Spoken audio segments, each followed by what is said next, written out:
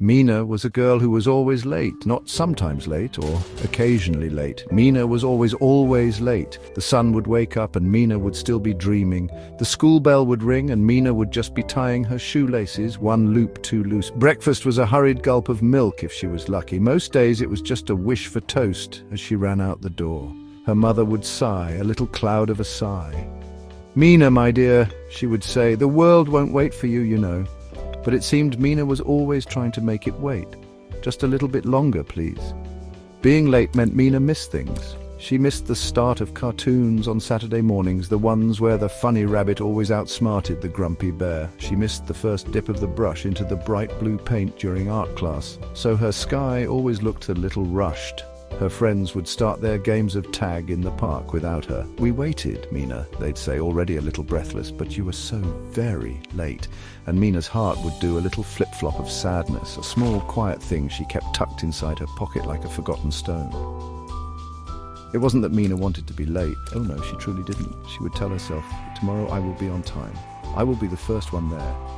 But tomorrow would come and the cozy blanket would feel extra soft, or a particularly interesting ladybug would crawl across her windowsill demanding her attention, and then poof! Time would slip through her fingers like water or like sand or like all the little seconds she just couldn't seem to hold on to, no matter how tightly she clenched her fists. It was a puzzle, this lateness, a tricky, frustrating puzzle. And so Mina lived her life in a constant state of hurry-scurry. Her hair was often a little messy from running. Her cheeks were often pink from rushing. She felt like a character in a storybook who was always one page behind everyone else. She wished, oh how she wished, for a way to catch up. Just once, she wanted to know what it felt like to be there when things began. To not hear the echo of laughter she had just missed, or see the tail end of a secret being shared. If only, she thought, if only there was a little more time. One Tuesday, the sky was the color of a grumpy pigeon. Rain didn't just fall, it sighed down in long, weary sheets. It was the kind of rain that made puddles into small lakes and umbrellas feel very important. And Mina, of course, was late. She was late for her piano lesson with Mrs. Gable, who had very pointy fingers and an even pointier stare for tardy students. Mina's backpack felt heavy, her shoes squelched with every step, and the rain dripped from the tip of her nose, which was already cold and a little bit red. This was not a good day for being late. She decided to take a shortcut, a narrow alleyway she usually avoided. It snaked between the tall backs of buildings, places where Mr. Henderson kept his overflowing bins and Mrs. Periwinkle grew her surprisingly cheerful sunflowers. Today, the alley seemed darker, gloomier. The rain gurgled in the drainpipes like a hungry monster. Mina pulled her coat tighter around her, her heart thumping a little faster than usual. She just wanted to get to her lesson, even if she was already 7 minutes behind. 7 whole minutes! Mrs. Gable would tap her pointy finger 7 times. Mina just knew it. As she hurried, her eyes squinted against the drizzle. She saw something new, or maybe something old that she had never noticed before. Tucked between the grumpy brick wall of the bakery and the sleepy stone side of the old bookstore, there was a little shop. It was so small you could almost miss it if you blinked. It had a door painted the color of a summer plum, and a round window that glowed with a warm, inviting light, like a friendly wink in the grey day. Above the door, a small neat sign read, "Mr. TikTok's Time Loans." Mina stopped. Her feet, which had been so eager to run, suddenly felt rooted to the wet cobblestones. Time loans? What on earth were time loans? She had heard of bank loans for money and library loans for books, but never, ever for time. It sounded like something from one of her favorite adventure stories, a secret, magical place. The rain continued to fall, a steady drumbeat all around her, but in front of this little shop, it felt like the world had gone quiet, holding its breath, waiting to see what Mina would do next. For a moment, Mina just stood there, the rain plastering her hair to her forehead. Part of her wanted to run away, back to the familiar streets, back to her familiar lateness. But another part, a curious, hopeful part, tugged her forward. It was the part of her that dreamed of catching up, of not missing out. Taking a deep breath, one that smelled of wet pavement and something sweet like cinnamon from the bakery next door, Mina pushed open the plum-coloured door. A little bell tinkled softly, a tiny, cheerful sound. Inside, the shop was even more surprising. It was small, yes, but it felt cozy, like a hug. Clocks were everywhere, big grandfather clocks that ticked with deep, slow voices. Small cuckoo clocks with brightly painted birds tucked inside. tiny, shiny pocket watches that gleamed under the warm lamplight. The air hummed with their gentle ticking and tocking, a soft symphony of seconds. And behind a polished wooden counter stood a man. He had kind, crinkly eyes, the color of warm honey, and he wore a splendid vest of deep, rich purple. A smile played on his lips as he looked at Mina. "Welcome, my dear," he said, his voice as smooth and comforting as the ticking of the clocks. "You look like you're in a bit of a hurry, or perhaps you've run out of something precious." Mina nodded, feeling a little shy, but also strangely calm. I'm always late," she whispered. "The sign outside said, time loans." Mr. TikTok chuckled, a warm, rumbling sound. "Indeed it does," he said. "Here at Mr. TikTok's we offer minutes. Little pockets of time for those who find themselves a bit short." He reached under the counter and brought out a small velvet pouch. He opened it and Mina gasped. Inside were tiny glowing orbs like captured fireflies or fallen stars. They pulsed with a soft golden light. "These, my dear, are minutes," Mr. TikTok explained. "Borrowed minutes. You can use them to pause the world around you, just for a little while to catch your breath, to get where you need to be." He scooped up 7 of the glowing orbs with a tiny silver spoon and poured them into a small silken bag. "For your piano lesson," he said with a knowing wink, "try them. But remember, all borrowed time must one day be repaid." Mina clutched the bag, her heart thumping with a new kind of excitement. 7 glowing minutes. Mina thanked Mr. TikTok, her voice barely a squeak, and hurried out of the shop, the little silken bag clutched tightly in her hand. The rain was still falling, but it didn't seem so gloomy anymore. Mrs. Gable's pointy finger was waiting, she knew it. As she neared the music school, she peeked into the bag. The 7 little orbs glowed warmly. "Okay," she whispered to herself, "here goes nothing." She took out one tiny glowing minute. It felt warm and smooth in her palm, like a perfectly polished pebble. She closed her eyes and wished pause. And just like that, the world stopped. A raindrop hung suspended in mid-air right before her nose. A dog across the street was frozen mid-bark, its mouth open in a silent woof. Mrs. Henderson, struggling with her umbrella, was a statue of surprise. Mina giggled. It was amazing. She quickly ran the last few steps to the music school door, opened it and stepped inside. Then she whispered, "Play!"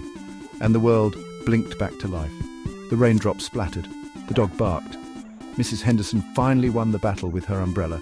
Mina was inside just as Mrs. Gable was looking at her watch. "Ah, Mina," she said, just in time. Mina couldn't believe it.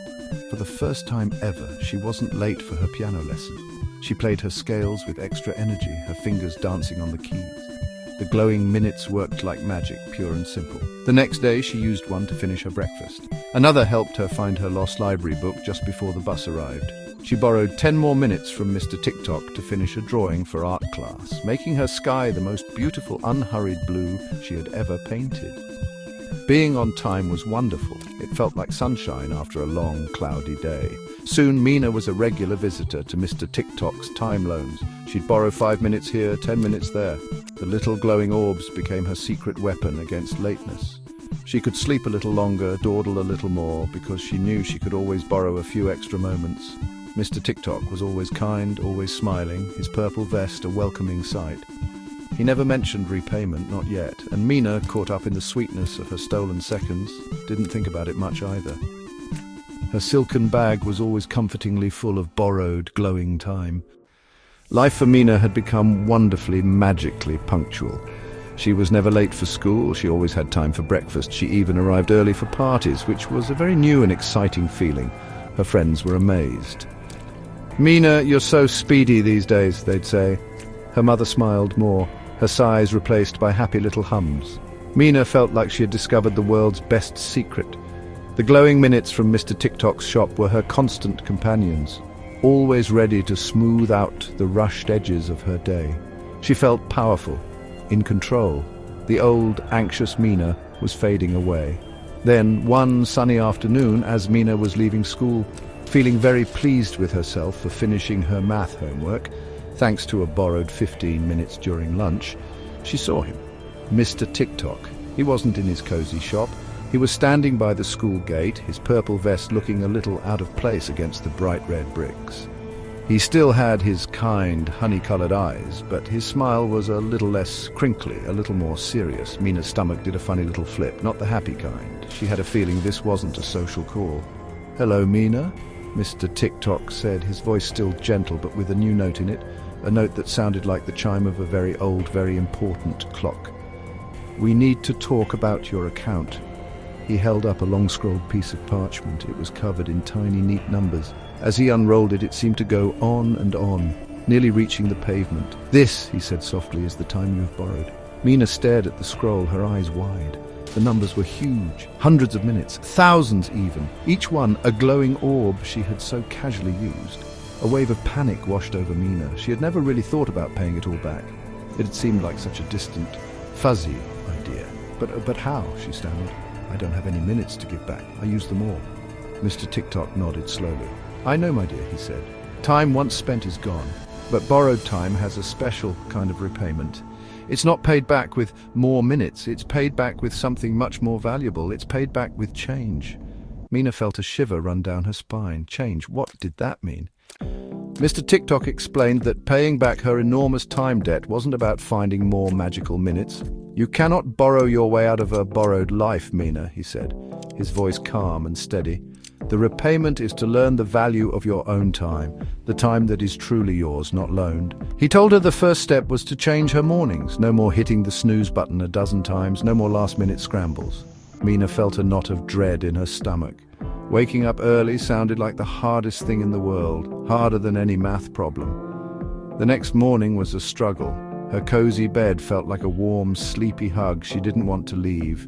The floor felt cold, but she remembered Mr. TikTok's serious face and the impossibly long scroll. She thought about the weight of all those borrowed minutes, so she pushed herself out of bed, just 5 minutes earlier than usual. It felt like an hour. She decided to try another of Mr. TikTok's suggestions, packing her school bag the night before, laying out her clothes. Little things, he had said, make a big difference to the morning's rhythm. It was strange at first. The house was quieter in the early morning. She had time to actually taste her cereal, to watch a squirrel chattering on the fence outside her window. She wasn't rushing. When it was time to leave for school, her bag was ready, her shoes were tied, both loops equally tight, and she even had a moment to give her mother a proper hug, not a hurried peck on the cheek. It was a small victory, but it felt good. It felt real, not like the quick, magical fix of the glowing orbs, but solid and earned. Slowly, day by day, Mina started to master her mornings. Some days were still hard, especially when her dreams were extra exciting, but she kept trying. She discovered that waking up a little earlier didn't mean less sleep if she also went to bed a little earlier. She found a quiet joy in the calm of the early hours. She began to understand what Mr. TikTok meant. She wasn't just paying back a debt, she was learning a new way to live, a rhythm that belonged to her, not to a magical loan from a mysterious shop. Mr. TikTok's next lesson for Mina was about movement. "You have spent so much time rushing, Mina," he had said, his eyes twinkling a little. "Now you must learn the art of walking slowly. The world has much to show you if you only give it the time." Walking slowly?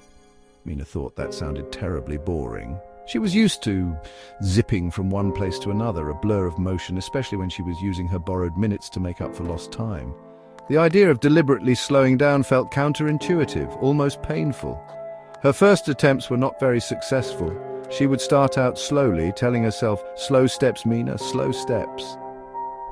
But then she'd see a friend ahead or think she was going to be late, even though she was now usually early, and her feet would speed up all on their own.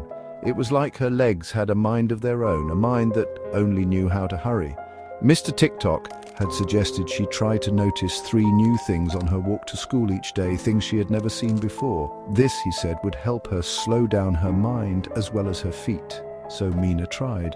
On Monday, she noticed a tiny purple flower pushing its way through a crack in the pavement. She'd walked over that crack hundreds of times, but never seen the flower. On Tuesday, she saw that Mr. Grumble's cat, a grumpy old tabby, had one white whisker that was longer than all the others. On Wednesday, she noticed the way the sunlight made patterns like lace through the leaves of the big oak tree on the corner. It was surprisingly interesting. The world, it turned out, was full of tiny, beautiful details she had always rushed past. Walking slowly began to feel less like a chore and more like a quiet adventure. She saw a robin building its nest, thread by careful thread. She heard the distant melody of an ice cream truck she usually only caught the tail end of. She smelled the fresh bread from the bakery, not as a fleeting scent, but as a warm, welcoming invitation. She learned that her own 2 feet, moving at their own natural pace, could take her where she needed to go, and she wouldn't miss the world along the way. This, she realized, was a different kind of magic, a slow, quiet magic that didn't need glowing orbs. The final part of Mina's repayment, Mr. TikTok had explained, was about patience and connection. Borrowed time often makes us focus only on ourselves, on our own schedule, he'd said gently. True time involves sharing moments with others, waiting for them, truly hearing them. Mina thought about all the times she had fidgeted impatiently while waiting in line, or half listened to her friends because she was thinking about what she needed to do next. She had been present, but not really there. This lesson felt a little bit like looking in an uncomfortable mirror. Learning to wait was hard. When the teacher asked everyone to line up for recess, Mina's instinct was still to try and be near the front, but now she would take a deep breath and stand patiently, noticing the pattern on the backpack of the person in front of her, or the way the sunlight streamed through the classroom window. When her friend Leo took a long time to tell a story full of pauses and ums, Mina practiced just listening. She didn't try to hurry him along. She looked at his face, saw his excitement, and found herself enjoying the story more. One afternoon she saw old Mrs. Higgins from down the street struggling with her grocery bags. The old Mina might have rushed past, worried about being late for her own plans, but the new Mina stopped. "Can I help you, Mrs. Higgins?" she asked. Mrs. Higgins looked surprised, then smiled a wide, crinkly smile.